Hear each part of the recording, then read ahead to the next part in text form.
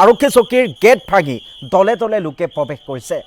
আৰক্ষীয়ে আটক কৰা লোকক বিচাৰি সৃষ্টি কৰিছে এই উত্তপ্ত পৰিস্থিতি। কাৰিগাঁৱত ৰাষ্ট্ৰীয় ঘাইপথ বন্ধ কৰি প্ৰতিবাদ সাব্যস্ত কৰিছে শ শ লোকে। নিশা দুৰ্ঘটনাক কেন্দ্ৰ কৰি সূত্ৰপাত হোৱা সংঘৰ্ষৰ পাছত আজি পুনৰ এই উত্তেজনা দেখিবলৈ পোৱা গৈছে। বিৰছা কামাণ্ডোৰ ফ'ৰ্চৰ দুটাকৈ অস্থায়ী কেম্প জ্বলাই দিয়ে উত্তেজিত ৰাইজে। পৰিস্থিতি অধিক উত্তেজনাপূৰ্ণ হোৱাত ঘটনাস্থলীত মোতায়েন কৰা হৈছে বৃহৎ সংখ্যক আৰক্ষী। আৰক্ষীৰ দলে ঘটনাস্থলীত উপস্থিত হৈ চেষ্টা কৰিছে পৰিস্থিতি নিয়ন্ত্ৰণৰ। কাইলৈ BTC বন্ধৰ হুংকাৰ দিছে প্ৰতিবাদকাৰী লোকসকলে। সোমবাৰে কাৰিগাঁৱৰ গৌৰনগৰত সংঘটিত ঘটনাৰ ন্যায় বিচাৰি এনেদৰে প্ৰতিবাদ সাব্যস্ত কৰিছে। আৰু দুৰ্ঘটনাক কেন্দ্ৰ কৰি এটা দলে মৰিয়াই হত্যা কৰিছিল চিকনা জৌহালৌ বিস্মিতক। আৰু উক্ত ঘটনাক যোগীৰাজ ব্ৰহ্ম, প্ৰভাৱ ব্ৰহ্ম, মহেশ মুৰ্মু, সুনীল মুৰ্মু আহত হৈছিল। এখন SUV বাহনো জ্বলাই দিছিল উত্তেজিত একাংশই। ঘটনা সন্দৰ্ভত আৰক্ষীয়ে এতিয়ালৈকে আটক কৰিবলৈ সক্ষম হৈছে 29জনকৈ লোকক। আৰু যাৰ পৰিপ্ৰেক্ষিতত এতিয়া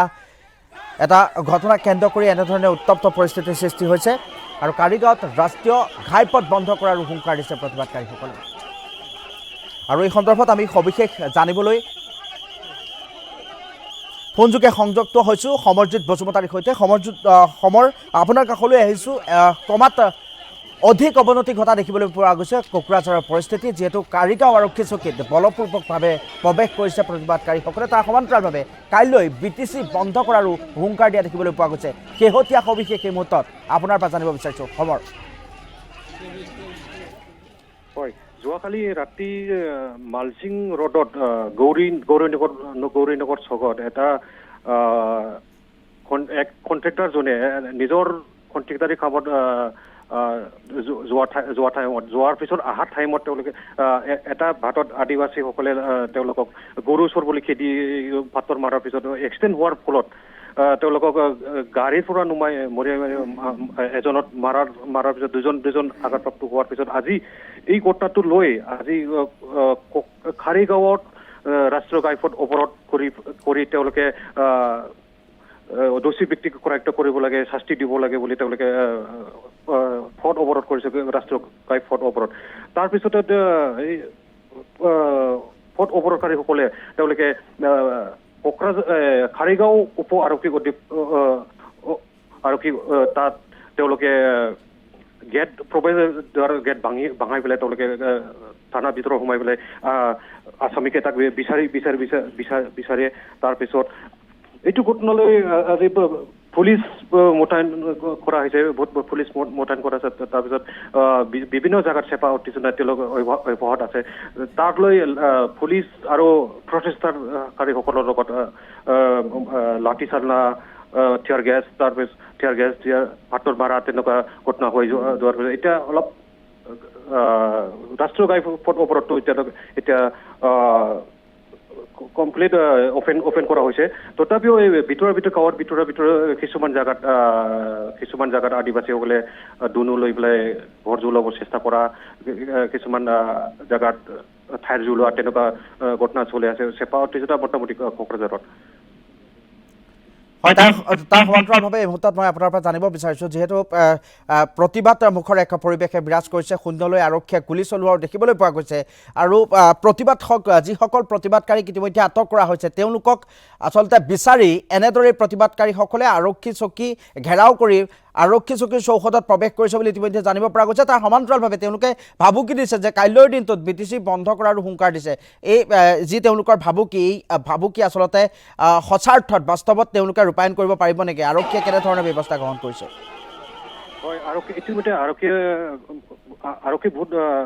আৰক্ষী মোতায়েন কৰা হৈছে। তাৰপিছত তেওঁলোকে ইতিমধ্যে 29জন আছামীক তেওঁলোকে এৰেষ্ট কৰি ৰখা হৈছে। যদি আৰু প্ৰচেষ্টাৰসকলে কৈ আছে যে যদি ভালকে তদন্ত কৰি পেলাই দোষী ব্যক্তিক শাস্তি যদি ভালকে দিব নোৱাৰে, এৰেষ্ট যদি নকৰে, তেওঁলোকে বোলে আজি কালিৰ ভিতৰত BTC বন্ধ ঘোষণা কৰিছে তেওঁলোকে।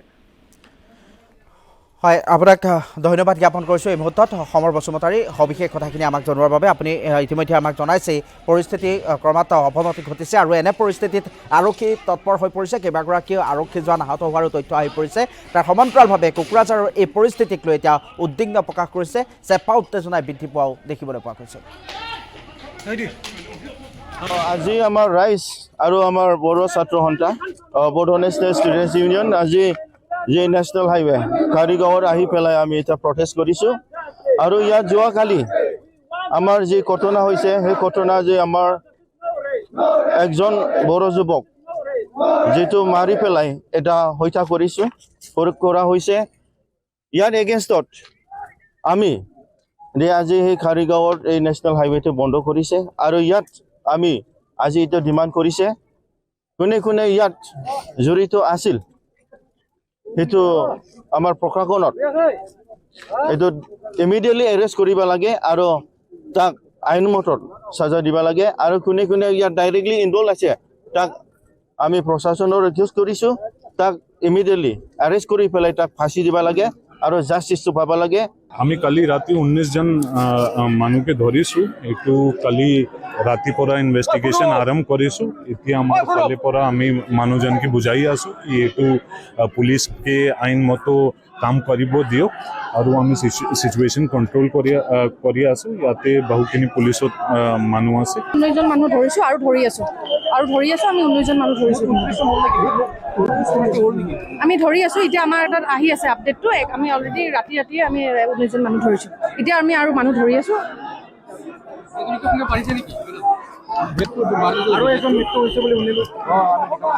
আৰু তেতিয়ালৈ এই কালপিটো মানে প্ৰণত নাহে তেতিয়ালৈ আমাৰ প্ৰটেষ্ট আৰু আন্দোলনটো হৈ থাকিব আৰু আমাৰ যোৱাকালি কোকৰাঝাৰ জিলা কাৰিগাঁও মালচিং ৰোডত সন্ধিয়া সময়ত যি এটা অপ্ৰীতিকৰ যি ঘটনা আৰু এই ঘটনাত চিকনা জহলাও ওৰফে ৰাজা বিস্মিত বসুমতাৰী 30 বছৰীয়া এজন যুৱক আৰু তাৰ সৈতে থকা প্ৰভাত ব্ৰহ্ম আৰু তাৰ পুত্ৰ জাগিৰাজ ব্ৰহ্ম এই তিনিওগৰাকীৰ ওপৰত যি এটা বৰ্বৰ আক্ৰমণ আৰু অমানৱীয় যিখিনি আক্ৰমণ সেই আক্ৰমণক লৈ চিকনা জহলাও ওৰফে ৰাজা বিস্মিত থিতাতে মৃত্যু হয় আৰু তেখেতসকলৰ যি স্কৰ্পিঅ' বাহন আছিল সেইটো দুষ্কৃতিকাৰীসকলে হত্যা কৰি পেলাই তাক জ্বলাই দিয়ে গাড়ীখন জ্বলাই দিয়ে আৰু এই ঘটনাক নিখিল বড়ো ছাত্ৰ সন্থাৰ তৰফৰ পৰা আজি আমি তীব্ৰ ভাষাৰে আমি গৰিহণা দিছোঁ আৰু এই ঘটনা কি কাৰণত হ'ল কিয় হ'ল কেনেকৈ হ'ল ক'ৰ পৰা এইটো সংগঠিত হ'ল যিহেতু আমি জনাত এই তিনিওগৰাকী এই ছাইডত বিভিন্ন সময়ত তেওঁলোকৰ বিভিন্ন কামৰ কাৰণে গৈছিল আৰু এই স্থানীয় ৰাইজে তেওঁলোকক ভালকৈ চিনি পায় তৎসত্ত্বেও আমাৰ যোনটো তথ্য সেই তথ্য অনুসৰি যে চোৰ বুলি তেওঁলোকক যি আক্ৰমণ কৰা হ'ল আৰু তেওঁলোকে কৈছিল যে আমি কোনো কাৰণত চোৰ নহয় আমি এই স্থানত সঘনাই আমি অহা যোৱা কৰি থাকোঁ তথাপিও তেওঁলোকক বৰ্বৰভাৱে অমানৱীয়ভাৱে চিকনা জহলাও ৰাজা বিস্মিতক হত্যা কৰে সেইটো কোনো কাৰণত গ্ৰহণযোগ্য নহয় কোনো কাৰণত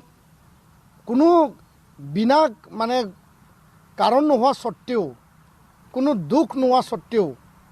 আইন হাতত তুলি লৈ পেলাই কাকবা মানে জন্তুৰ দৰে হত্যা কৰিব সেই ঘটনাটো আমি নিন্দা কৰিছোঁ গৰিহণা দিছোঁ আৰু যিসকলে এই ঘটনাৰ লগত জড়িত আছে যিসকলে এই ঘটনাটো সংঘটিত কৰিলে তেওঁলোকক অতি শীঘ্ৰে কৰায়ত্ব কৰি পেলাই কঠোৰতম শাস্তি বিহিব লাগে কোনো কাৰণত এই পাব্লিক মুভত যিখিনি মানুহে এই ঘটনাৰ লগত জড়িত আছিল লাঠি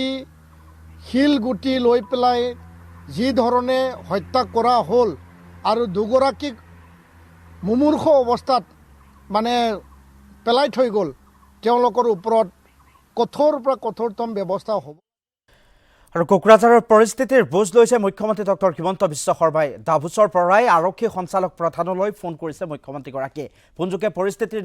নিয়ন্ত্ৰণৰ বাবে সকলো ব্যৱস্থা গ্ৰহণৰ নিৰ্দেশ দিছে আজি দ্বিতীয় দিনাও উত্তালৈ হৈ আছে কোকৰাঝাৰৰ পৰিস্থিতি চোৰৰ সন্দেহত আক্ৰমণ কৰা দুজন যুৱকৰ মৃত্যু হৈছিল আৰু যুৱক দুজনক হত্যাক লৈ উত্তাল হৈ আছে সমগ্ৰ কোকৰাঝাৰ হত্যাকাৰীক শাস্তিৰ দাবীত কোকৰাঝাৰত ৰাষ্ট্ৰীয় ঘাইপথ অৱৰোধ কৰি প্ৰতিবাদ সাব্যস্ত কৰিছে কাৰিগাঁও আৰক্ষী চকী ঘেৰাও কৰিছে প্ৰতিবাদকাৰীসকলে কাৰিগাঁও আৰক্ষী চকীৰ চৌহদলৈ প্ৰৱেশ কৰিছে একাংশ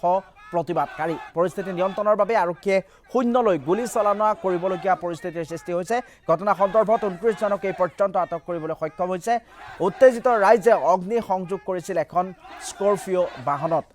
ঘটনাৰ উচ্চ পৰ্যায়ৰ তদন্ত বিচাৰি ৰাজপথত প্ৰতিবাদ সাব্যস্ত কৰিছে ৰাজপথ অৱৰোধ কৰিছে দল সংগঠনে কোকৰাঝাৰলৈ তৎকালীনভাৱে নিৰাপত্তাৰক্ষীৰ অতিৰিক্ত দল প্ৰেৰণ কৰা হৈছে বুলি ইতিমধ্যে জানিব পৰা গৈছে এই মুহূৰ্তত দৃশ্যাংশ দেখুৱাইছোঁ কি এক পৰিৱেশে বিৰাজ কৰিছে এই মুহূৰ্তত চাওক ৰাষ্ট্ৰীয় ঘাইপথ অৱৰোধ কৰি দল সংগঠনৰ প্ৰতিবাদ সাব্যস্ত কৰিছে দোষীক শাস্তি নোপোৱা পৰ্যন্ত তেওঁলোক ক্ষান্ত নথকাৰ এক হুংকাৰ দিছে আৰু কাইলৈ দিনটোত তেওঁলোকে BTC বন্ধ কৰি দিয়াৰো হুংকাৰ দিছে আৰু তাৰ সমান্তৰালভাৱে আৰক্ষীয়েও সমগ্ৰ পৰিস্থিতি নিয়ন্ত্ৰণৰ বাবে চেষ্টা চলাইছে আৰু পৰিস্থিতি ক্ৰমাৎ উত্তেজনাপূৰ্ণ হৈ পৰাত আৰক্ষীয়ে শূন্যলৈ গুলী চালনা কৰিবলগীয়া এক পৰিস্থিতিৰ সৃষ্টি হৈছে